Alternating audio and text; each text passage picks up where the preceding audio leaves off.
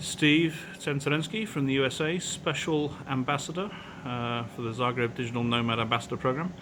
We're 2 days before Christmas. You've been very active this December. Tell us how December in Zagreb has been, first of all. December in Zagreb is a magical time, just full stop. There's a ton going on. I mean, I haven't been here in the past when they had the massive, huge Advent deal, but like for what it is, given the current state of the world, this is a sort of amazing place to be. Like, there's freedom to kind of walk around, congregate with people. There's food everywhere. There's drinks. There's music. There's events. I mean, it's been for what my expectations were of what this particular year would be like. This particular December, it's exceeded it for me personally. Okay. Tell us a bit about the atmosphere around town. It's alive. You wouldn't know all the other stuff that's happening in the world based on the sort of joy and holiday spirit that people have everywhere you go, and it's sort of electric. It's you feel it as you're walking around town, and it's kind of ongoing throughout the month. There's not like a lull. It's basically as soon as Advent started, things just have continuously happened. I've been personally impressed by it. Okay. And I understand you've been busy in primary school. I had this is weirdly, I think, the highlight of my entire year.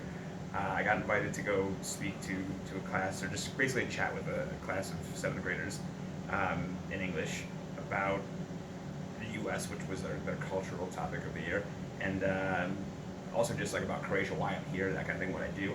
And I didn't think it would be so fun, but it was. First of all, they were like way more intellectually savvy than I. Maybe I just don't know a lot about 13-year-olds and seventh graders, but man, the questions were sort of intense and next level and deeply thoughtful in an unexpected way. But no, it was fun. It was a 1 hour class or 45-minute class. It went by like in 2 seconds, it felt like, and I learned a lot. I hope that they learned some things, but it was super fun, and their mastery of English, I think, is superior to some people that learned as a native language. Okay. Well. So now Christmas is upon us. It's a time for family. Digital nomads on the road are often alone. Is this a lonely time at Christmas for you in Zagreb? How are you going to spend it? I don't find it lonely. I find, first of all, the spirit of the city and the vibe of the town make it so that if you're lonely, that's a personal decision. It's not one that you're required to be if you're here. And there's actually a lot of nomads in town. There's a lot of people. We've organized a potluck dinner. Have 15, if not more, people coming. Everyone, making something, bringing a bottle of wine, bringing soft drinks, whatever. And it's actually like there's an excitement to that too. So in a situation where you would think people without their families, without close friends around that they've known for years would be lonely, I've found it to be the opposite, where we've created an even tighter sort of connection, because you have to at this time of year, because everyone that you know locally will go to their own families. So we've created our own little unit of people are going to get together and have I think it's going to be a great Christmas. Great. Now, you've been here for just over a year now, and tell us a bit about the digital nomad journey of Croatia in that 12 months and how the community is developing.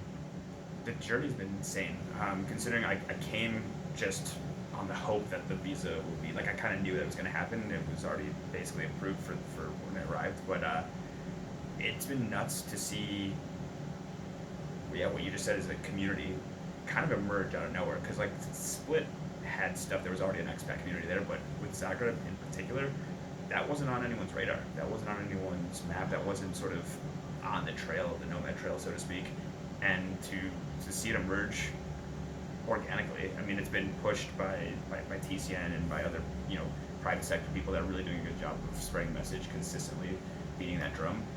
But it's one thing to beat the drum, it's another thing to, when people get here, to actually get what they were promised. And I think the beauty of Zagreb and the beauty of Croatia is that you can promise something and easily deliver, because nothing is a lie in the offer.